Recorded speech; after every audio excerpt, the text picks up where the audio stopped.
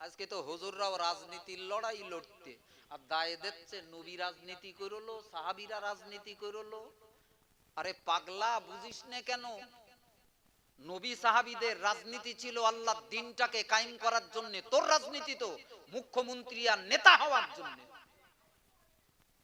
টাকা কামাই করার জন্য। কোথায় নবী রাসূল পীর বুজুর্গদের রাজনীতি আর কোথায় তোর মতো চিটিংবাজের রাজনীতি? দুটো এক করলি হবে বাপ? হবে? এখনকার রাজনীতি কারা করে?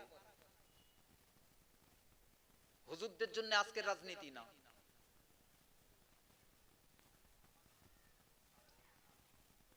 আবার দোহাই দিচ্ছে ভালো লোকগুলো যদি রাজনীতিতে না যায় তাহলে রাজনীতি ভালো হবে কি করে?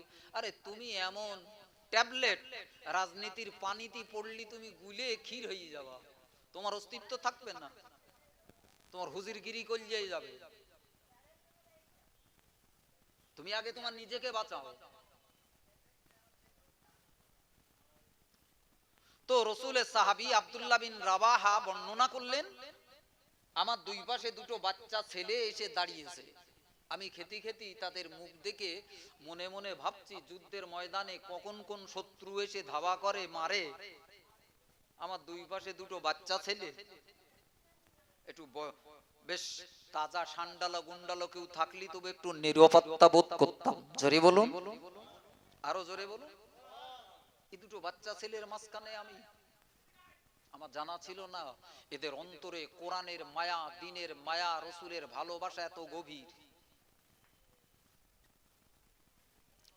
আবার দিনদারি মানলার ভাই বাপজিরা ভালো করে মনে রাখুন, হাদিস পাকে লেখা রয়েছে আল্লাহ আব্দুল্লাহ বিন রাওয়াহা হুজুর আবার কি সুন্দর বর্ণনা করলেন। একটু পরে বাচ্চা ছেলে দুটো আমার কাছে জানতে চাইলো, চাচা যান, আমার চাচা যান, বলেন না আবু জেহেলটা কার নাম আপনি একবার আমাকে বলেন। কার নাম আবু জেহেল? তাই মনে মনে ভাবছি যে আবু জেহেলের নাম শুনলি গোটা মক্কার মানুষ কাঁপে, এই বাচ্চা ছেলে দুটো আবু জেহেলকে খোঁজে কেন? কেন বাবা তোমাদের আবু জেহেলের কি প্রয়োজন? দেখেন বাচ্চা ছেলেগুলো, আনসারি দুই বাচ্চা ছেলে দাঁড়িয়ে আব্দুল্লাহ বিন রাওয়াহা হুজুরকে ডেকে বললেন, হুজুর আমি কানে শুনেছি আমার নবীকে সব থেকে কষ্ট দিয়েছে, সব থেকে ব্যথা দিয়েছে, নবীকে কাঁদিয়েছে যে শয়তান, তার নাম আবু জেহেল। আমি আজ ঘর থেকে মন করে বেরিয়েছি আমার নবীকে সব থেকে বড় দুশমনটাকে আজ শেষ করে তাই বাড়ি যাব। জোরে বলুন।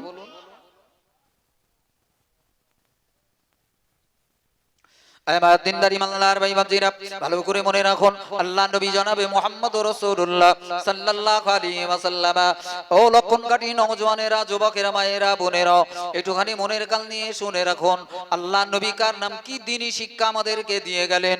আল্লাহ নবী রাসূলুল্লাহ সাল্লাল্লাহু আলাইহি ওয়াসাল্লাম হুজুরের সব থেকে বড় দুশমন যার নাম আবু জেহেল, এই আবু জেহেল এই যুদ্ধের ময়দানে দাঁড়িয়ে রয়েছে।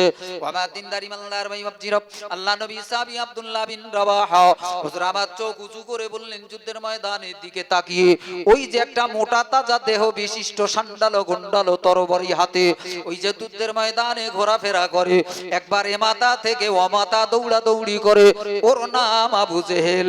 একটু জোরে বলুন সুবহানাল্লাহ। ও দিনদারি মানদার ভাই বাপজিরা হযরত আব্দুল্লাহ বিন রাওয়াহা বললেন, আমার জবান দিয়ে যেই আবু জেহেলের পরিচয়টা বেরিয়ে গেল, পাশের কাছে আমি নজর করে লক্ষ্য করে দেখি এই বাচ্চা দুটো ছেলে আর দাঁড়িয়ে নাই। এই বাচ্চা দুটো আর নেই, বাস পাখির মতো উঠতেছে, দৌড়াচ্ছে।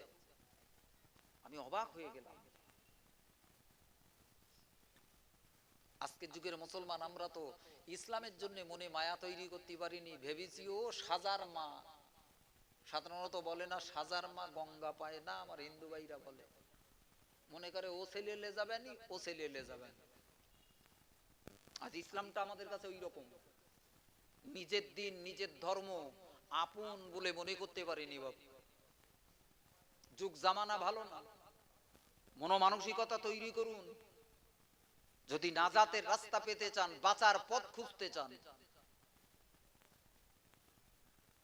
দুনিয়া ল্যাংটো হয়ে দৌড়াবে বাপ, এ দেখি আপনাকে দৌড়ানো যাবে না। আপনি আপনার নীতির উপরে, রাস্তার উপরে, পথের উপরে শক্ত পায়ে দাঁড়ান, তবেই আপনি নাজাত পাবেন। এই দুটো বাচ্চা ছেলে, হুজুর বললেন আমার মুখ দিয়ে শুধু আঙুল দিয়ে দেখিয়ে দিলাম, ওই ময়দানে ওই দেখো সামনের দিকে যে দৌড়চ্ছে ওই হলো আবু জেহেল। পাশের কাছে তাকিয়ে দেখি বাচ্চা ছেলে দুটো আর নেই, বাস পাখির মতো দৌড়ে এক নিমেষে আবু জেহেলের সামনে দাঁড়িয়েছে। জোরে বলুন। এত বড় পৃথিবী বিখ্যাত পালোয়ান আবু জেহেল, যার নাম শুনলে মক্কার আবাল বৃদ্ধ বনিতা কাঁপে, দুটো বাচ্চা ছেলে ইমানের বলে বলিয়ান হয়ে। জোরে বলুন। ইসলামের শত্রু, আমার জানের শত্রু, নবীর দুশ্মন আমার দুশ্মন, কোরআনের দুশ্মন আমার দুশ্মন। তারা অন্য কোনো বাদ বিচার করিনি বাপ, আমি দিনের শত্রুটাকে ধ্বংস করব, ইসলামের পথটাকে পরিষ্কার করব। আমার দিনদার ইমানদার ভাই বাপজিরা, ভালো করে মনে রাখুন, আল্লাহ নবী জনাবে মুহাম্মদ রাসূলুল্লাহ সাল্লাল্লাহু আলাইহি ওয়াসাল্লাম হুজুর আমার জীবনে অনেকগুলো যুদ্ধ জিহাদের ময়দানে রওনা দিলেন। এটা তার জীবনের প্রথম যুদ্ধ, যার নাম বদরের যুদ্ধ। এই যুদ্ধের ময়দানে বেঈমান বেদিনেরা মুসলমানদের সঙ্গে সাথে সংখ্যায় অনেক বেশি, অনেক তলোয়ার, অনেক সাজ সরঞ্জাম নিয়ে দাঁড়িয়ে পড়লো, ঈমান ইসলামটাকে ধ্বংস করবে। আমার দিনদার ইমানদার ভাই বাপজিরা, লাফাতে লাফাতে বেঈমান আবু জেহেল ময়দানে দাঁড়িয়ে গেল। আজকে মুহাম্মাদের আর বাঁচার রাস্তা নাই, যে কটা মুসলমান এসেছে আজকে আর বাড়ি ফিরতে পারবে না। আমার দিনদার ইমানদার ভাই বাপজিরা, এই দুটো বাচ্চা ছেলে, কম বয়স্ক ছেলে দৌড়ে দৌড়ে দৌড়ে দৌড়ে আবু জাহেলের দুই ধারে দাঁড়িয়ে গেল। আমার দিনদার ইমানদার ভাই বাপজিরা, অত্যন্ত লম্বা প্রকৃতির আবু জেহেল, বাচ্চা ছেলেরা তাকে কি করে মারবে? আমার দিনদার ইমানদার ভাই বাপজিরা, কিতাবে সহিহ বর্ণনায় লেখা মাআজ যার নাম, এই মাআজ নামক বাচ্চা ছেলেটা তরবারি নিয়ে আবু জেহেলের পায়ে আঘাত করলো, গড়ুমুড়োয় আঘাত করলো। এই বাচ্চা ছেলেটা এত জোরে আঘাত করলো, পাটা কেটে দুখণ্ড হয়ে গেল। আবু জেহেল জমিনে পড়ে গেল, নেতিয়ে পড়লো জমিনে। চারিদিকে এমন করে তাকাতাকি পড়ে গেল, হই হুল্লোড় পড়ে গেল। জানের মায়া নাই, জীবনের মায়া নাই। আর একটা ভাই দাঁড়িয়ে থাকতে পারলেন না। আবু জেহেল যেই জমিনে পড়ে গেল, এই বাচ্চা ছেলেটা আর একটা ভাইটা আবু জেহেলের বুকের উপরে বসে পড়লো, তার গলায় তরবারি নিয়ে চাপিয়ে ধরলো। এই বেঈমান বেদিনের বাচ্চা, তুই আমার নবীকে কাঁদিয়েছিস, আমার নবীকে আঘাত দিয়েছিস, ব্যথা দিয়েছিস, আজ আর আমি তোকে আস্ত রাখবো না। একটু জোরে বলুন সুবহানাল্লাহ। দিনের দুশমনটাকে কোলে তুলে চুমু খাবার নাম ঈমানদার না। যে কোরআনের বিরোধিতা করতেছে, যে হাদিসের বিরোধিতা করতেছে, যে সত্যের অপলাপ করতেছে, তাকে কোলে তুলে হুজুর হুজুর করে চুমু খাবো, এটা ঈমানদারের কাজ না। আল্লাহর দুশমন ও আমারও দুশমন, নবীর দুশমন ও আমারও দুশমন। তুমি কে আমার দেখার দরকার নেই। এটা হলো মুসলমানদের অন্তর। আজ আমরা খাঁটি মুসলমানের পরিচয় দিতে পারিনি বাপ। বাংলার মুসলমানরা আজকে এমন অবস্থায় দাঁড়িয়ে গেছে বাপ, আল্লাহর শত্রুকে নিজের শত্রু বলে মনে করতে পারিনি, আল্লাহর দুশমনটাকে দুশমন মনে করতে পারিনি। গলায় গলায় ভাব, হতে পারে সে হুজুর কিংবা হুজুরির বাচ্চা, হতে পারে নেতা, হতে পারে সে মাতব্বর। আল্লাহর দুশমন মানে আমার দুশমন। জোরে বলুন। ইসলামের দুশমন মানে আমার দুশমন। তুমি কে, তোমার পরিচয় দেখার সময় আমার নেই। এই মানসিকতা মুসলমানদের হারিয়ে গেছে বাপ। এজন্যই তো মুসলমানদের কপাল পুড়েছে,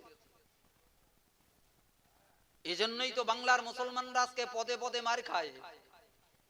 এদের ভিতরে একতা নেই, মিল নেই, মহাব্বত নেই। চারটে মুসলমান তা পাঁচটা দলে বিভক্ত। কথা বলে বেঈমানরা সুযোগ খুঁজতেছে, এরগা মারবে না তো কারে মারবে?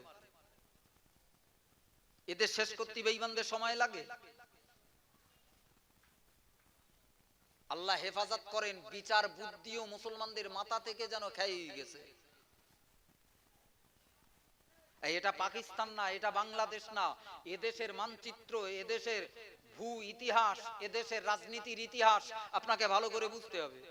বাংলাদেশে একরকম চলে, পাকিস্তানে একরকম চলে, কারণ সেখানকার 95% মুসলমান। ওই দেশগুলো সমান আমারে বাংলা না, আমারে ভারত ভূমি মাতৃভূমি না। আবেগে ভাসলে হবে না। এ দেশটার রাজনীতিটাকে আগে আপনাকে অনুধাবন করতে হবে। না বুঝতে পারলে জাতি মার খাবে। এই দেখেন না, এসআইআর এর তোড়জোড় চলতেছে। হাজার হাজার মুসলমানদেরকে ভিটে বাড়ি থেকে শূন্য করবে, দেশ ছাড়া করবে।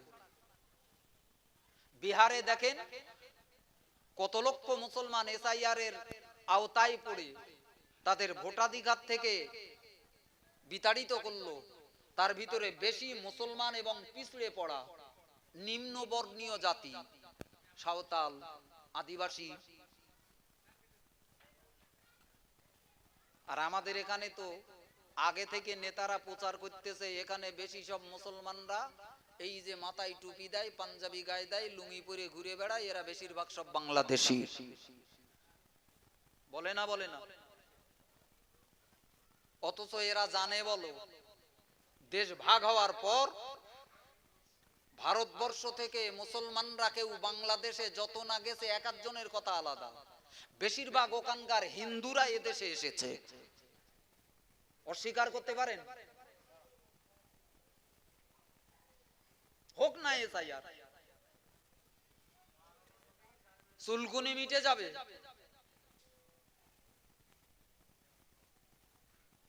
তো আজকে বিজাতীয়রা যখন মুসলমানদের বিরুদ্ধে এত লেগেছে, বাপ, সাধারণ মানুষ দূরে থাক, এদেশের আলেম হুজুররার অন্তত জাতির চিন্তায়, জাতির মহাব্বতে একটু সতর্ক হবার দরকার ছিল না? ছিল না?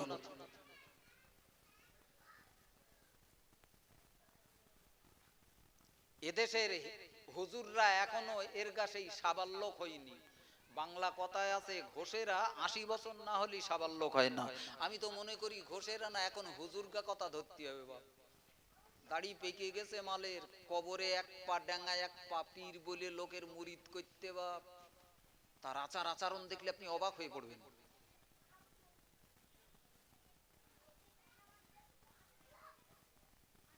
কি দেখছি সোশ্যাল মিডিয়া, সারা জগৎ যে জায়গায় জড়িয়ে, সোশ্যাল মিডিয়ায় যাওয়ার কায়দা নেই। বাপ, হুজুরগা খিস্তি, খেউ, ঝগড়া, ঝামেলা, বিবাদ দেখিয়ে ইসলামের ইজ্জত যেন মাটির সঙ্গে মিশে যাচ্ছে। বাপ, বাঁচবি কি করে ইসলাম? আর ওরা সব হাততালি দিচ্ছে, দেখেছি হুজুররা কি লাগা লেগেছে, মোল্লাই মোল্লাই লেগেছে। এই সুযোগে ঝাড়, আল্লাহ এদের বুঝ দিক। গাত তেজ আছে, বংশের বড়াই আছে, মানুষকে মানুষ জ্ঞান করছে না। বাবা, আপনি যে হক কথাগুলো খোলামেলা বলবেন, আপনার বিরুদ্ধে এমন ফতোয়া ঝেড়িয়ে দিচ্ছে, বাপ, জনগণকে খেপিয়ে দিচ্ছে, আপনার মুখ বন্ধ। আল্লাহ হেদায়েত দান করেন, জোরে বলেন আল্লাহুম্মা আমিন। আরো জোরে বলেন আল্লাহুম্মা আমিন। আমার দিনদার ইমানদার ভাই বাপজিরা, আব্দুল্লাহ বিন রাওয়াহা হুজুর বর্ণনা করলেন, ও পৃথিবীর মুসলমানেরা, আবু জেহেল এই যুদ্ধের ময়দানে দাঁড়িয়ে গেল, ঈমান ইসলামটাকে ধ্বংস করবে, আল্লাহ নবীকে কতল করবে, দুনিয়া থেকে নিশ্চিহ্ন করবে। আমার দিনদার ইমানদার ভাই বাপজিরা, বেঈমান আবু জেহেল নাঙ্গা তরবারি নিয়ে যুদ্ধের মাথা ও মাথা দৌড়াদৌড়ি করে। এই সময় আমি এই বাচ্চা ছেলে দুটোকে লক্ষ্য করে দেখি, দৌড়ে দৌড়ে দৌড়ে দৌড়ে যুদ্ধের ময়দানে, বদরের মাঠে, বদরের প্রান্তে এই আবু জেহেলের সন্নিকটে দাঁড়িয়ে গেল। কথা বলার আগে, চোখ উঁচু করে তাকানোর আগে, একটা ভাই এমন জোরে তরবারি পায়ে চালিয়ে দিল, আবু জেহেলের পাটা কেটে দ্বিখণ্ডিত হয়ে পড়ল। এক পায়ে দাঁড়িয়ে থাকতে পারল না, এই বদরের মাঠে টোলে জমিনে পড়ে গেল। যেই না জমিনে পড়ে গেল, আর একটা ভাই বুকের উপরে চেপে তরবারি গলায় ধরেছে, এখনই তোকে জবাই করবে। একটু জোরে বলুন সুবহানাল্লাহ। আমরা বড় ভয় পেয়ে গেলাম। আল্লাহ এই বাচ্চা ছেলে দুটোদের এত সাহস, এত হিম্মত, এত কলিজা আল্লাহ কি করে দান করলো, যে আবু জেহেলের নাম শুনলে মক্কার বড় বড় বীরেরা পর্যন্ত কলিজা কাঁপে। এই দুটো বাচ্চা ছেলে কি করে আবু জেহেলের সামনে দাঁড়িয়ে পড়লো। আমার দিনদারি মালদার ভাই বাপজিরা, আবু জেহেলটাকে জবাই করলো। আবু জেহেলকে জন্মের মতো দুনিয়া থেকে বিদায় করালো, অন্য কোনো কারণে নয়। শুধু আবু জেহেল নবীর দুশমনি করে বেরিয়েছে, ঈমান ইসলামের বিরুদ্ধে কথা বলেছে, সাহাবীদেরকে কষ্ট দিয়েছে, হকের বিরুদ্ধে আওয়াজ উঠিয়েছে, নেক মানুষদের বিরোধিতা করে বেরিয়েছে। এ কারণে রাসূলুল্লাহ সাল্লাল্লাহু আলাইহি ওয়াসাল্লামের এই কম বয়স্ক সাহাবী দুটো ইতিহাস তৈরি করলেন।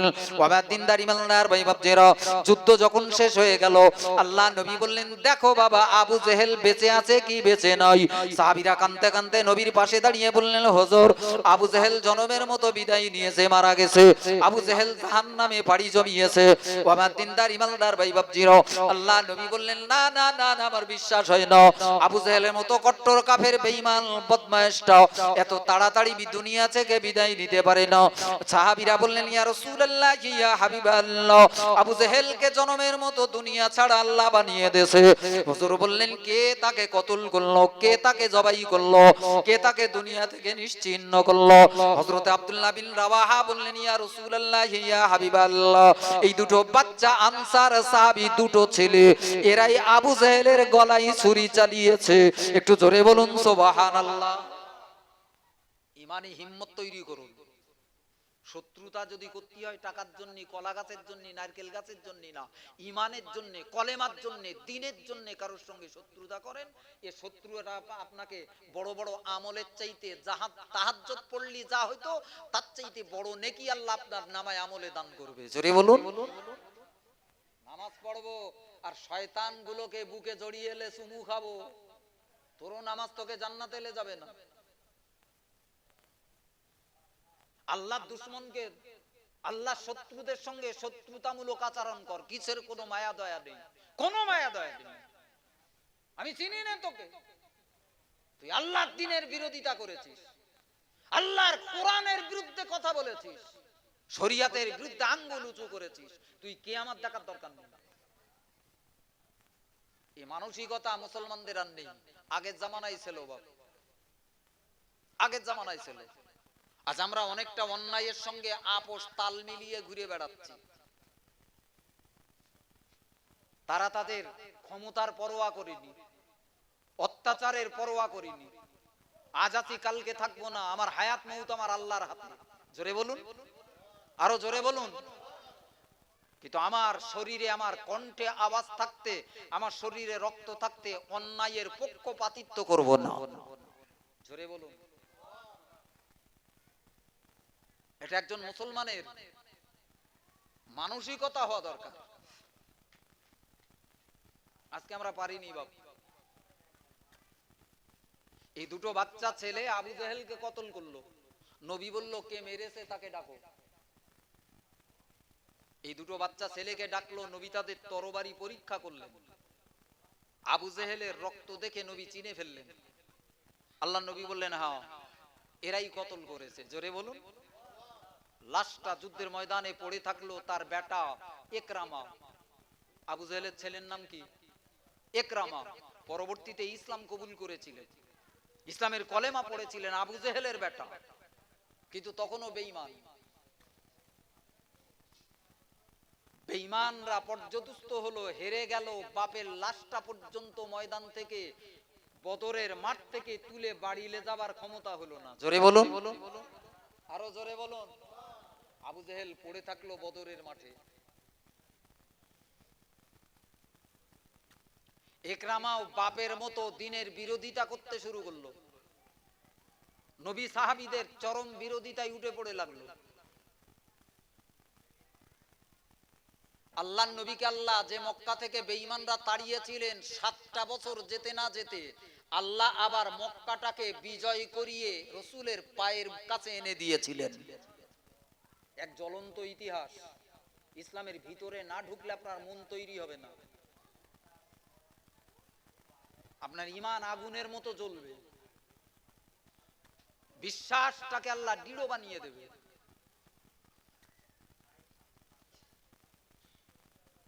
এই মক্কা বিজয়ের দিন প্রিয় নবী রাসূলুল্লাহ সাল্লাল্লাহু আলাইহি ওয়াসাল্লাম মক্কাটাকে জয় করলেন। কাবা বাইতুল্লাহর পাশে দাঁড়িয়ে বললেন, আজকে এই মক্কাবাসী, তোমরা আমার আপনজন সম, এটা ছিল আমার মাতৃভূমি, তোমরা আমার কাছ থেকে কেমন আশা করো? জোরে বলুন, আরো জোরে বলুন। ইসলাম কার নাম দেখেন, নবী নবী করলে হবে না। আমি বিরাট নবী ভক্ত, আমি বিরাট নবীর সেনা, নাম দিচ্ছে। শালা পাগল। কেমন ছিলেন আমার নবী? প্রিয় নবী রাসূলুল্লাহ সাল্লাল্লাহু আলাইহি ওয়াসাল্লাম বিজয়ীর বেশে আজকে নবীর সামনে মুখের কাছে দাঁড়াবার মতো কোনো ক্ষমতাবান মক্কায় নেই।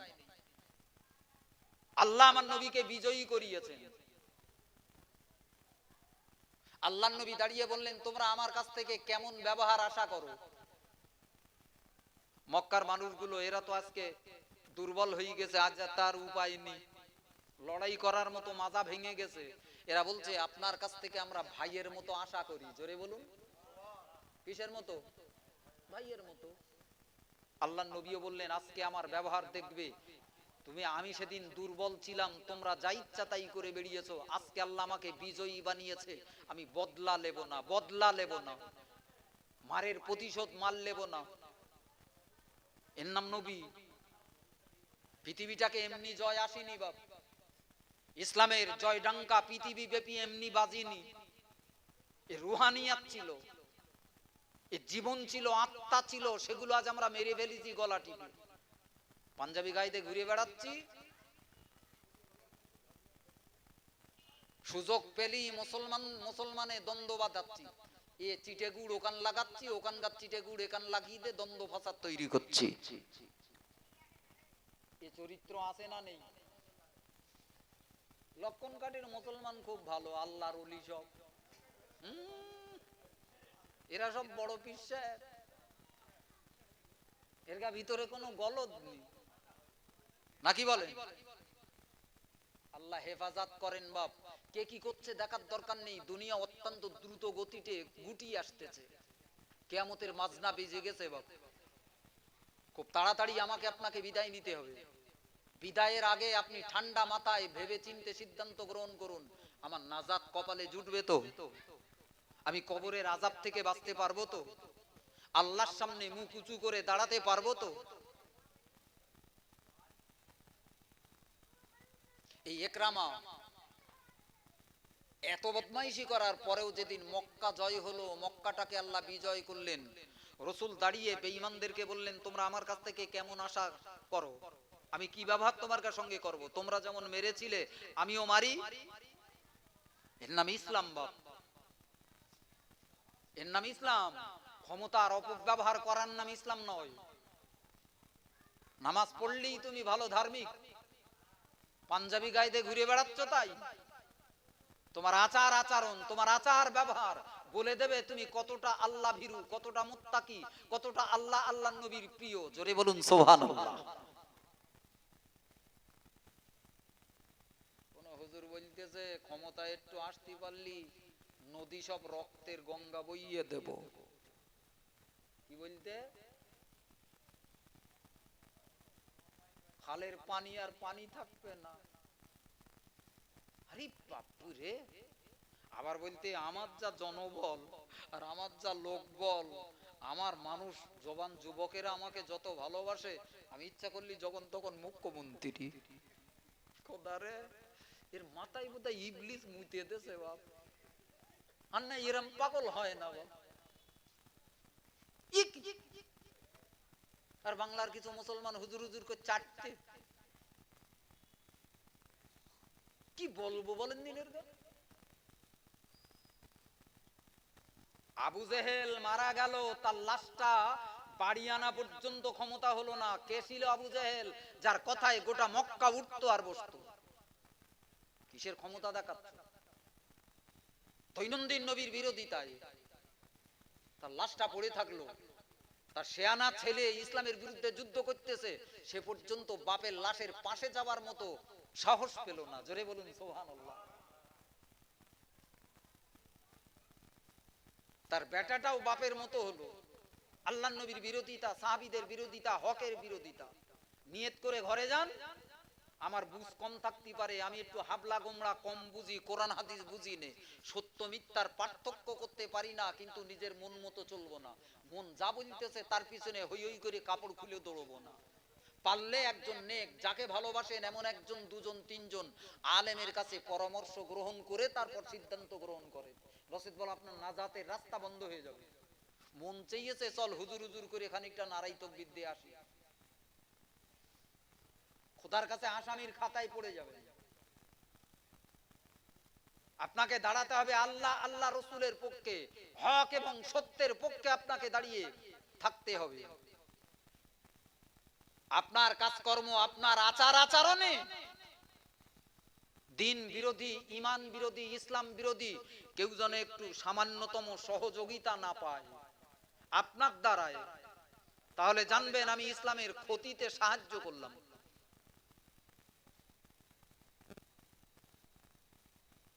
এই একরামা মক্কা বিজয়ের দিন নবী দাঁড়িয়ে বললেন, তোমরা আমার কাছ থেকে কেমন ব্যবহার চাও? দেখেন, ইসলাম শুধু নামাজ শিখলে হবে না, ইসলাম শুধু টুপি মাথায় দেওয়া শিখলে হবে না, দাড়ি রাখা পাঞ্জাবি গায়ে দেওয়া শিখলে হবে না। ইসলাম আপনার আচার আচরণ, আপনার ব্যবহারটুকুনো ইসলাম দ্বারা সাজাতি হবে, তবেই আপনি মুকাম্মাল মুসলমান। মাথায় টুপি দিয়ে ঘুরবেন আর আপনার ব্যবহার হবে আবু জেহেলের মতো, ফেরাউনির মতো, ইবলিসের মতো, ও টুপির 5 পয়সা দাম নেই। আপনি জুব্বা জামা গায়ে দিয়ে ঘুরবেন আর আপনার আচার আচরণ, চালচলন, ওঠা বসা, কথাবার্তা, লেনদেন, খাওয়া পেওয়া আবু জেহেলের মতো, আবু লাহাবের মতো, ইবলিস শয়তানের মতো। দুনিয়ার মানুষ আপনাকে হুজুর বলতে পারে, বড় পীর সাহেব বলতে পারে, খোদার কাছে 5 পয়সা মূল্য নেই। কথা বলে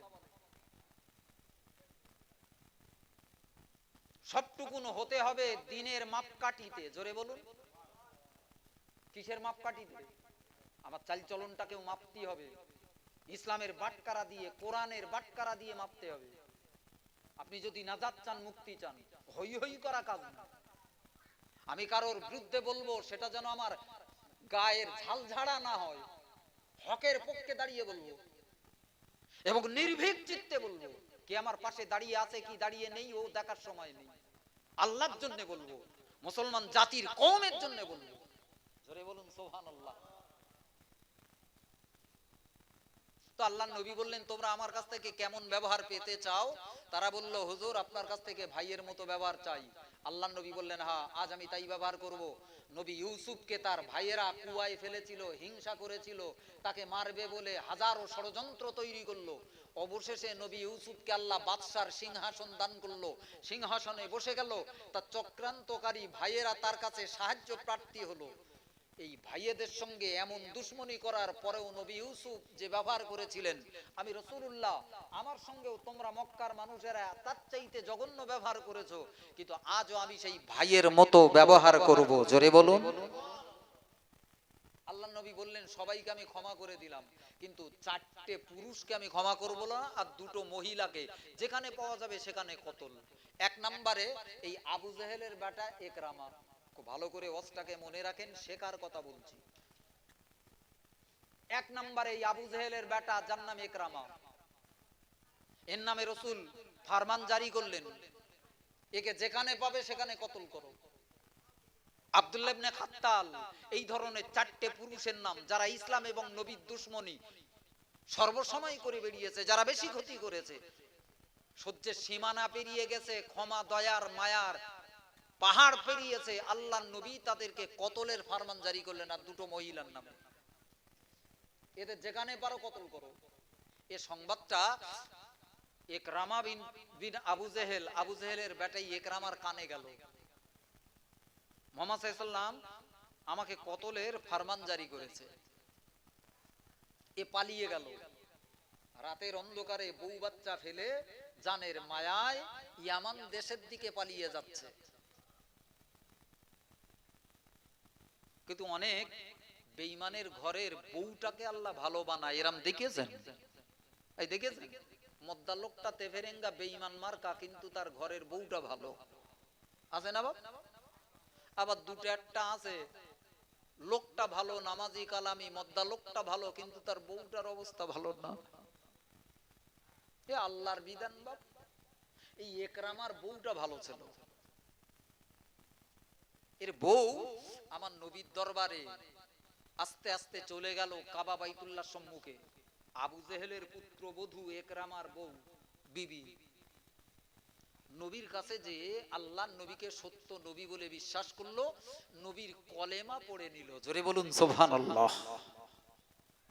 যেই কলেমা পড়ে নবীর আচার ব্যবহার দেখেছে যে আহা এত মায়ার নবী, এত সুন্দর নবী, এত দয়ার নবী, এর মনে আশা জাগলো আমার বাড়ির লোকটা তো এই নবীর ভয়ে পালিয়ে যাচ্ছে, ও তো নবী চিনতে পারলো না, তা দেখি যদি ওরে খুঁজে পাই, ওকে একটু খুঁজে টুজে লেসি, রসুলের কাছে এনে ক্ষমা চাইয়ে একেও কলেমা পড়াবো। জোরে বলুন।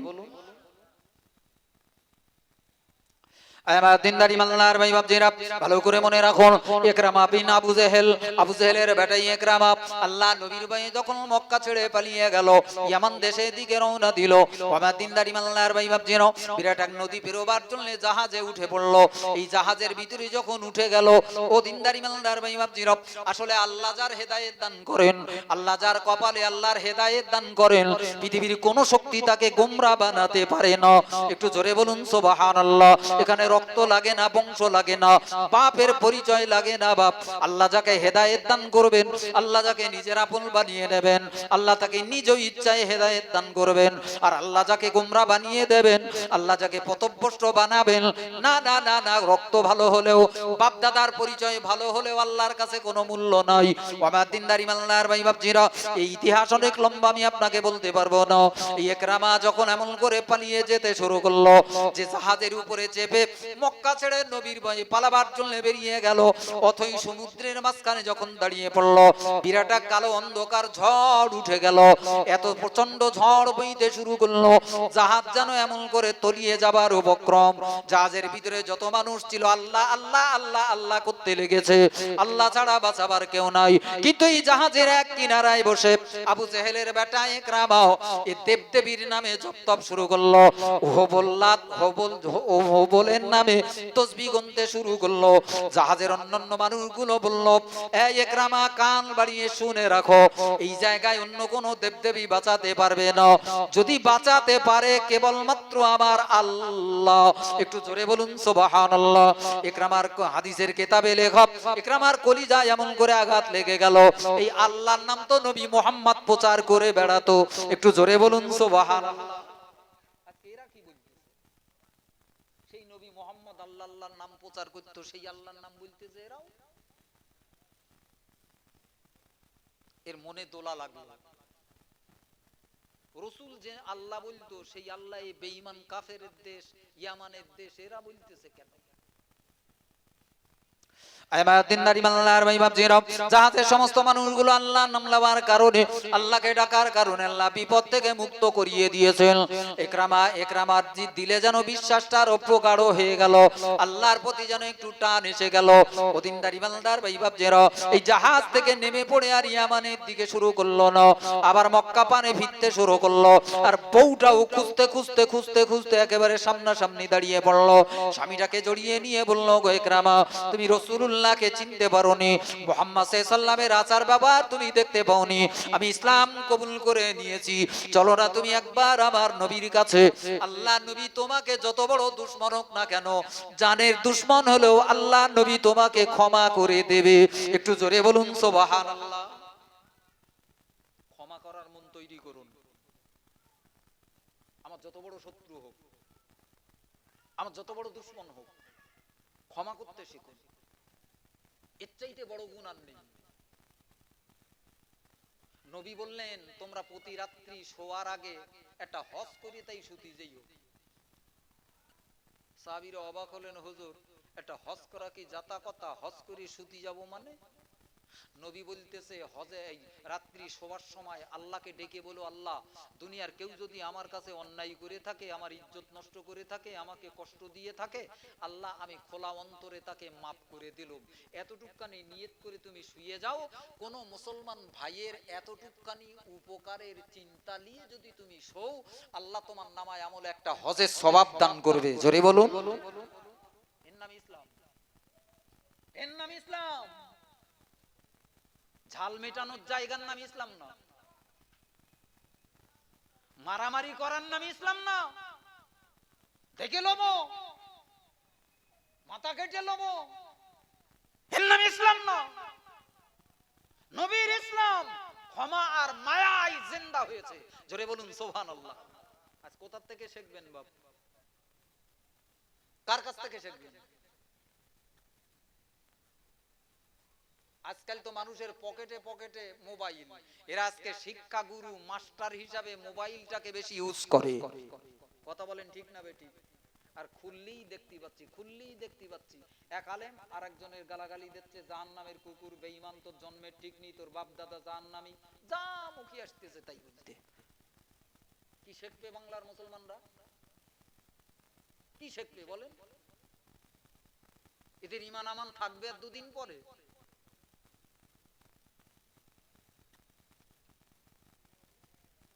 আমার সোনামানিকেরা, সোনার চাঁদ ভাই বাপজিরা, একরামাটার পা জড়িয়ে ধরে বউটা ডেকে ডেকে মক্কায় আনলো। খুব ভালো করে বুঝলেন, মক্কায় ডেকে আনলো, রসুলের দরবারে নিয়ে গেল। আমার নবী বড় মায়া এবং ক্ষমার নবী ছিলেন। জোরে বলুন। রসুলের দরবারে নিয়ে যাওয়ায় আল্লাহ নবী তাকে ডেকে বললেন, যাও, তোমার বাপ যা করেছে, তুমি যা করেছো, আমি যদি নবী না হতাম, দুনিয়ার সাধারণ মানুষ, আমার গায়ে রক্ত চামড়া গোশত, নিশ্চয়ই তুমি ক্ষমা পেতে না, কিন্তু আল্লাহ আমাকে আখরি জামানার নবী করেছে। জোরে বলুন। যাও, আমি তোমাকে অন্তর খুলে অন্তর থেকে তোমাকে মাফ করে দিলাম। জোরে বলুন সুবহানাল্লাহ। ক্ষমা পেয়ে গেল, মাফ পেয়ে গেল। কিন্তু একদিন এই একরামা কানতে কানতে আমার নবীর দরবারে। রসুল বললেন, কাঁদছো কেন? একরামা বললেন, হুজুর, আপনার সাহাবীরা আমাকে দেখলেই বলে সেই দুশমন আবু জেহেলের বেটা। ভালো করে ওয়াজটাকে মনের কোণে লিখে নেন। দেশের লোক খায় হচ্ছে বলে আমিও খায় হব, এ নিয়ত ভালো না? বলো, যার পাকনা উঠেছে সে মরুকে যাক।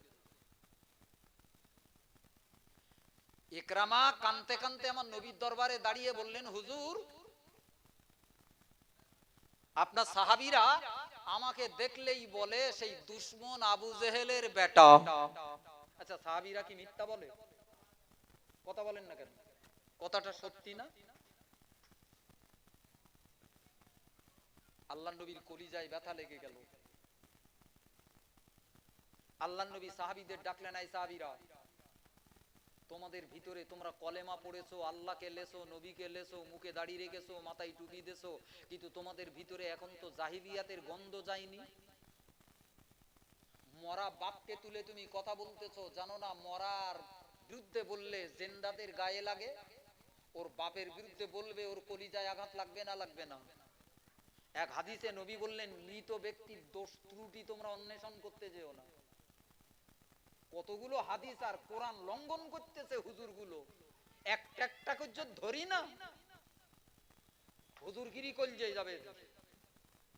কিন্তু আমার গা বাপ পিন না, তো আমার গা কথার গুরুত্ব দিচ্ছেন। ওর গা গরম, আমার দাদাকে ডা চিনিস, আমার বাপকে ডা চিনিস? আমার বাপ পীর হলি আবার আমার গা কথার দাম হইতো বাপ?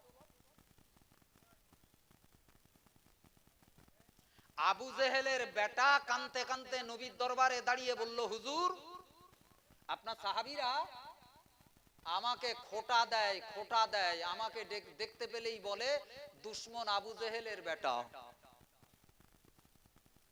আমার নবীর কলিজায় যেন আগুন জ্বলে গেল। একজন মুসলমান কি তুমি এত বড় কথা বলো?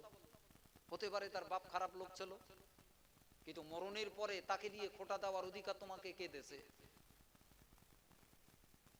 আল্লাহ নবী বললেন, এই সাহাবীরা, আজকে থেকে খবরদার, এই একরামার মনে কষ্ট লাগে তার বাপের পরিচয় টেনে, খবরদার যেন আর কেউ কথা বলবে না। জোরে বলুন, আর একটু চিল্লে বলুন। ওয়াজ এখন সাধারণ মানুষ গা জানা বোঝার চাইতে হুজুরগুলোর জানা বোঝা করা উচিত বেশি। ভাব একটু জেনে শুনি ওয়াজ কর, ওষুধ দিবি তো কনে মাল কোন ইনজেকশন দিতে একটু দেখি শুনি দে, গায়ে ঝাল মিটাচ্ছিস। আমার সোনামানিকেরা, বুখারী শরীফের ভিতরে প্রিয় নবী রাসূলুল্লাহ সাল্লাল্লাহু আলাইহি ওয়াসাল্লাম পাক জবানে বলতেছেন, পাক জবানে বলতেছেন, খবরদার তোমরা কোনো মুসলমানকে কাফের বলে খোঁটা দিবে না। কি বলে খোঁটা দেবে না? কেন? আল্লাহর নবী বললেন এ কথা দুটো অর্থ হয়। এক নম্বরে যাকে কাফের বলতেছো সে কাফের, আর যদি সে কুফরি না করে, কাফের না হয়, ওই কুফরি ফতোয়া তোমার দিকে লটকে আসবে। নবী বুখারী শরীফে বলতেছেন তুমি কাফের হয়ে যাবে। এসব ভাবনা চিন্তা কিছু আছে বাপ? খোদার ভয় যদি থাকতো কাফের কাফের কাফের কাফের কাফের কাফের করে তসবিহ গুনতো। তার মানে জানতে হবে এর দিল মরিয়ে গেছে বাপ, খোদার ভয় বলতে শূন্য হয়ে গেছে। একজন ইমানদার একটা লোককে কলেমা পড়াতে আমার নবী কি পরিমাণ কষ্ট করেছেন, আর কি পরিমাণ ত্যাগ তিতিক্ষার জ্বলন্ত ইতিহাস তৈরি করেছেন। শুধু ওমরের মতো সাহাবীটাকে ইসলাম কবুল করাতে 70 বারের অধিকবার নবী ওমরের কাছে গেছে কলেমার দাওয়াত নিয়ে। জোরে বলুন কতবার? হযরত ওমর বলতেছে নবী যদি 69 বার আসার পরেও আশাটা বন্ধ করিয়ে দিত, মনে হয় আমার কপালে ইসলাম জুটতো না। তাহলে একটা লোককে কলেমা পড়িয়ে মুসলমান বানাতে গেলি, আল্লাহর নবী, সাহাবী, পীর, ওলি, বুজুর্গ, আলেমদের কি রক্ত খরণ করা ইতিহাস লুকিয়ে রয়েছে। আর তুমি কোন হুজুর সেজে দুবেলা তাকে ঈমান থেকে তাড়িয়ে দেওয়ার তালে ব্যস্ত। বাপের জমিদারি মনে করো নাই, দিনের প্রতি মায়া নেই, জাতির প্রতি দরদ নেই, মুসলমানদের প্রতি ভালোবাসা নেই। যদি থাকতো, একটা মুসলমানকে নিজের পার্টি করে না বলে, নিজের বিরুদ্ধে বলে বলে, আমার দলের না বলে, আমার সাপোর্ট করে না বলে, যা মুখে আসতেছে তাই বলে দেবো। তুমি হুজুর বলে, তোমার সামনে মাইক আছে বলে, তোমার কথা বাংলার মুসলমানরা শোনে বলে, এটা একজন ইমানদারের খোদাভীরু পরিচয় হয় না। ইসলামের মুআমেলাত যে আচার আর ব্যবহার দেখিয়ে নবী মক্কাটাকে জয় করেছিলেন, পৃথিবীটাকে জয় করিয়েছেন, এটাও আজকে মুসলমানদের কাছ থেকে হারিয়ে যাচ্ছে বাবা।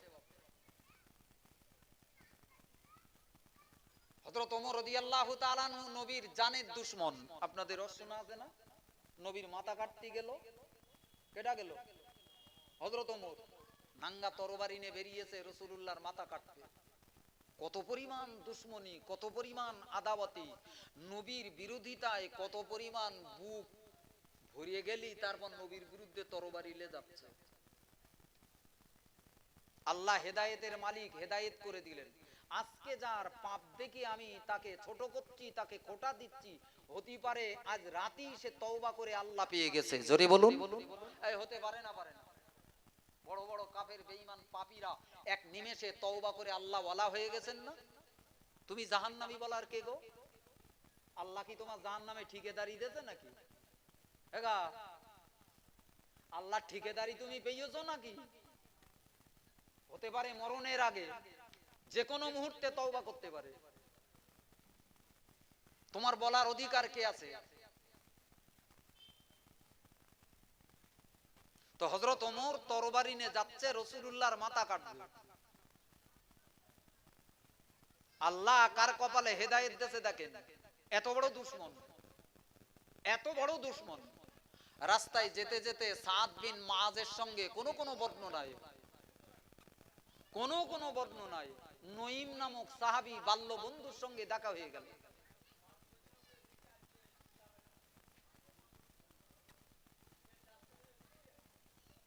এখন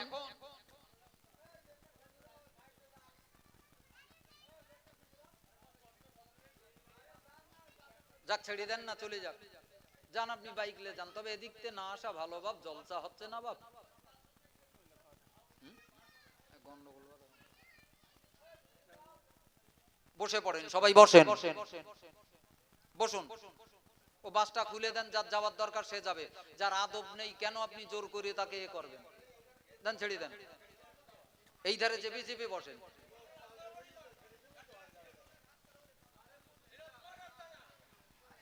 যাক বাবা, বাদ দাও, বসে পড়ে। রাস্তার উপরে জলসা হলে এক আধজন ওরম যাবে, একটু মানিয়ে নিতে হবে। তো হযরত ওমর রাদিয়াল্লাহু তাআলা আনহু আল্লাহর নবীর মাথা কাটার জন্য তরবারি নিয়ে বেরিয়ে পড়লেন। রাস্তায় দেখা হলো রাসূলের সাহাবীর সঙ্গে। সে বলল, ওমর যাচ্ছ কোথায়? বলে নবীর মাথা কাটতি। তো নবীর মাথা কাটতে যাচ্ছ যে কারণে, যে রোগের জন্য, যে কারণে নবীর মাথা কাটবা, সে তো তোমার ঘরে ঢুকে গেছে। বলে তার মানে? বলে নবীর কলেমা তোমার বোন, তোমার বোনাই পড়িয়ে লেছে, জানো না তুমি? আচ্ছা, কথাটা মারাত্মক কথা না বাপ? এ কি হজম করার মতো? হজম করা যায় বাপ? হযরত ওমর মাথা ঘুরে গেল, থাক নবীর মাথা কাটা, আগে যাই তো দেখি আসি, খবর লে আসি তো বোন বোনের অবস্থাটা কেমন।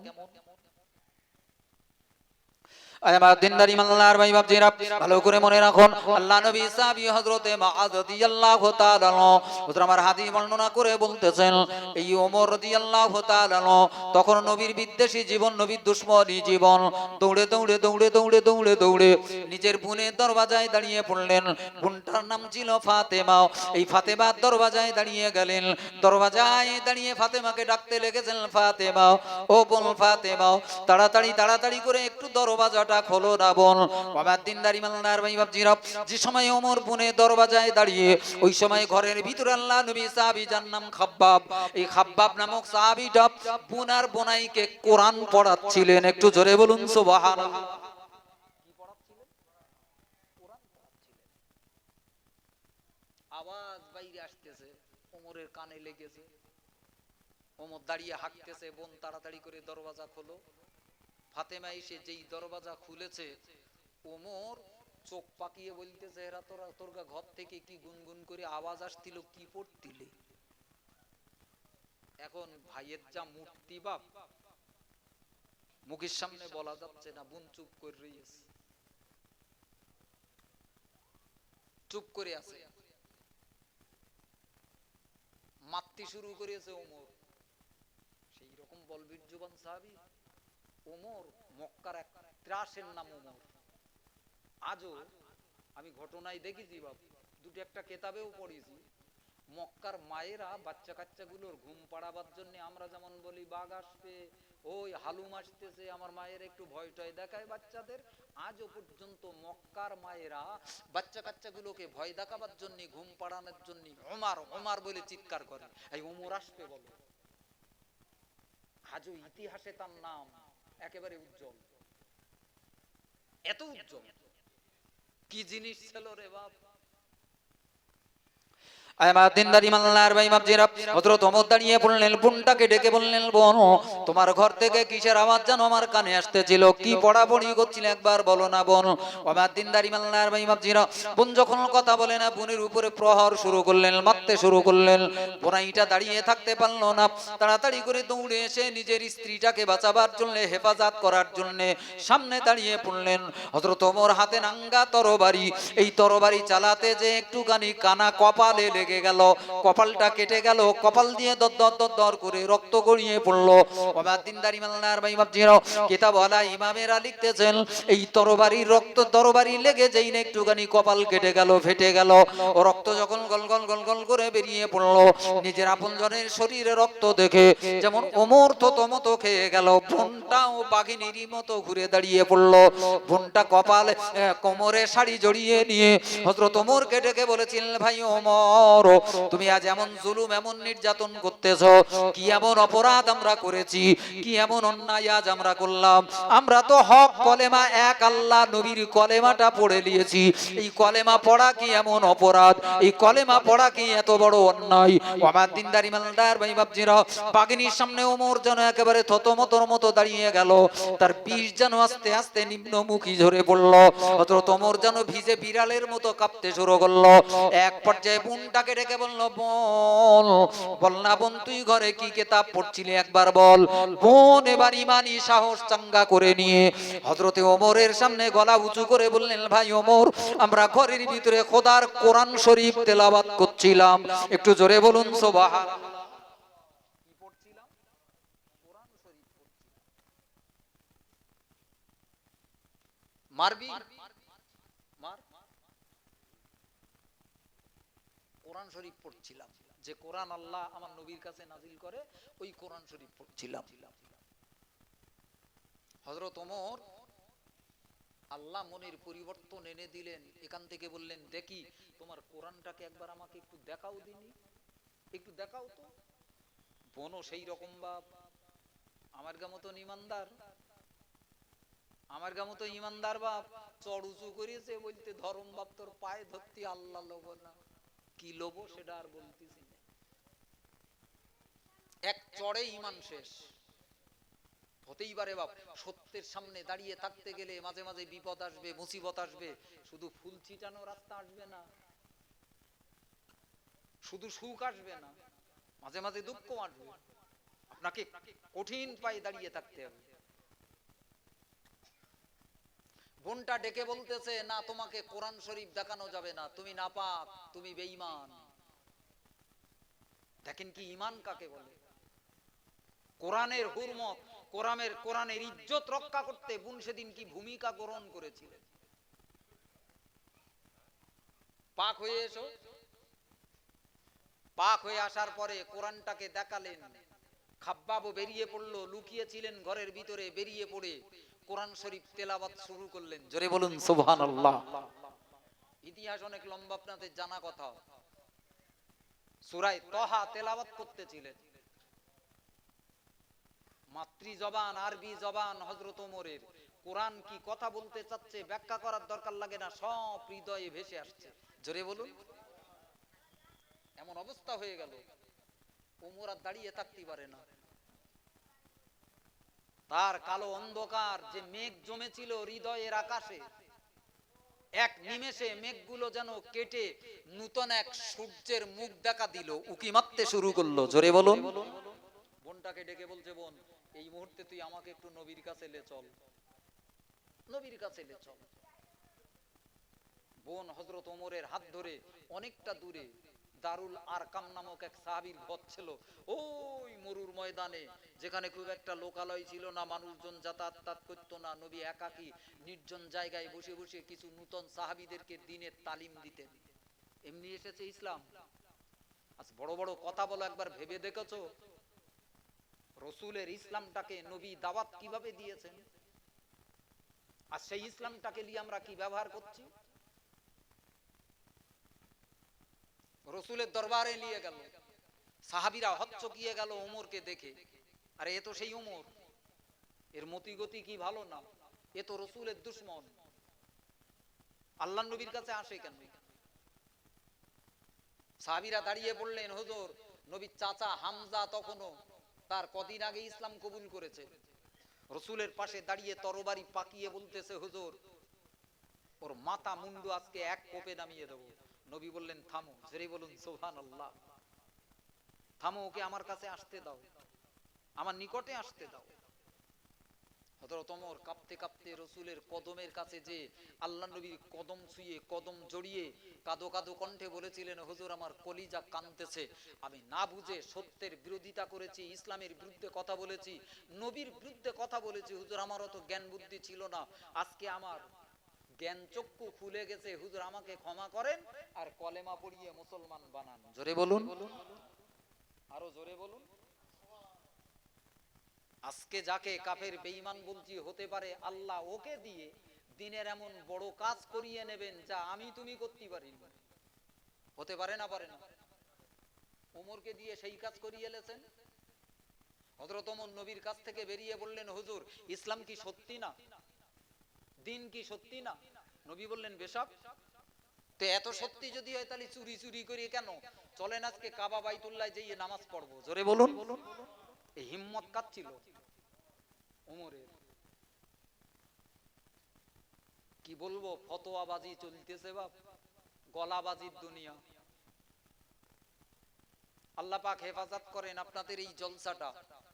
বেশ কয়েক বছর ধরে এখানকার ছেলেপিলেরা করে, অনেক কষ্ট করে। একটা জলসা করা যাতা কথা নয় বাপ, একটা জলসা করা বর্তমান বাজারে যাতা কথা নয়। এ তবু আমার গা মতন হুজুর পায় বলে, নচেত এই 5টা হুজুরির যা দিতেই তো একটা আনলি তার চাইতে বেশি দিতে হইতো, নাকি বলে। তো যাক, তাই ভালো বাপ, তাই ভালো। এখন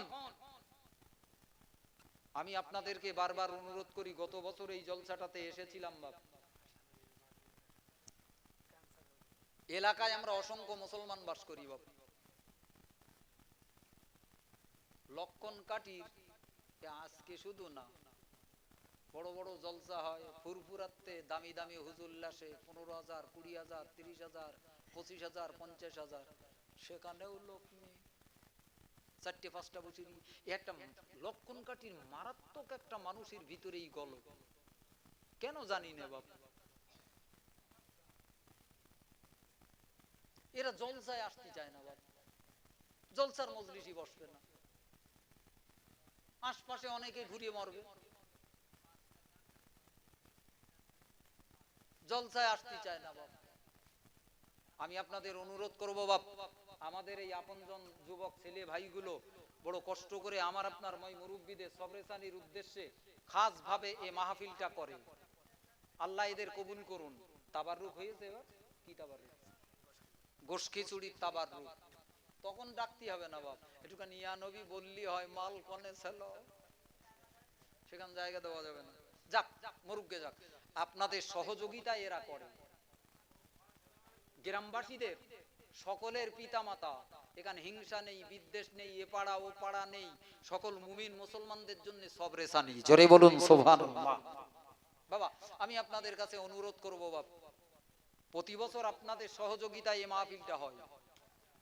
অন্যান্য বছরগুলোতেও আমি দেখেছি আপনারা এখানকার মায়েরা, এখানকার বোনেরা, মুরব্বীরা, ব্যবসায়ীরা, যুবকেরা তাদের সারা জীবনের কামাই করা পয়সা একটা অংশ এই মিলাদ শরীফের মাহফিলে দেয়, যার বদলায় এখানকার নওজোয়ান যুবক ভাইগুলো এই মাহফিলটা করে। আমি আশা করব এই মাহফিলটা যাতে নষ্ট হয়ে না যায় বাপ। অনেক জায়গায় অনেক মাহফিল হয়, আবার দুদিন পরে বন্ধ হয়ে যায় বাপ, গাছ বাঁচিয়ে রাখা যায় না বাপ, ফল হওয়া পর্যন্ত যে সময় দেবে সে পর্যন্ত বাঁচিয়ে রাখা যায় না বাপ, মাঝে মাঝে মেরিয়ে ফেলি আমরা হাতে করে। আমি আপনাদের লক্ষণ কাঠি ভাই বাপজিদের কাছে বলবো বাপ, এই গাছটাকে বাঁচিয়ে রাখেন, ফল খেতে পারবেন। আজকে আপনার মা বাপ কবরে, এই মাহফিলের সওয়াব আপনার মা বাপের কবরে যাচ্ছে, আল্লাহ তাদের কবরের আযাবকে ক্ষমা করতেছে। এই মাহফিলটা যদি বাঁচিয়ে রাখা যায়, আল্লাহ হয়তো আমাদেরকেও এই মাহফিল থেকে উপকার লাভ করার মতো সৌভাগ্য দেবেন। এক নাম্বার আমি আপনাদেরকে বলবো বাপ, আল্লাহর একজন নেক বান্দা 1,000 টাকা, কি নাম, কি নাম আপনার? আমার আজারুল ভাই, তার বাড়ির সামনে এই মাহফিল, তার ধকল নিতে হয় বেশি, যে ক বছর আসতেছি হুজুরগা দায়িত্ব সব ওখানে। আর তার ছেলেটা আল্লাহ তার হায়াত দারাজ করুক, সন্তান, সবার সন্তান আল্লাহ ভালো দেয় না, আল্লাহ দেখ সবাইকে সৎ বানাক, তার ছেলেটা ভালো, কিন্তু এই মোটর বাইকের কাজ করে তো বাপ, কাজ করতে যেয়ে তার 2টো আঙুল কেটে গেছে, আল্লাহ শেফা দিক, আল্লাহ শেফা দিক। আমার এই আজারুল ভাই 1 নম্বরে 1,000 টাকা, জোরে বলেন মারহাবা, আরো জোরে বলেন না মারহাবা।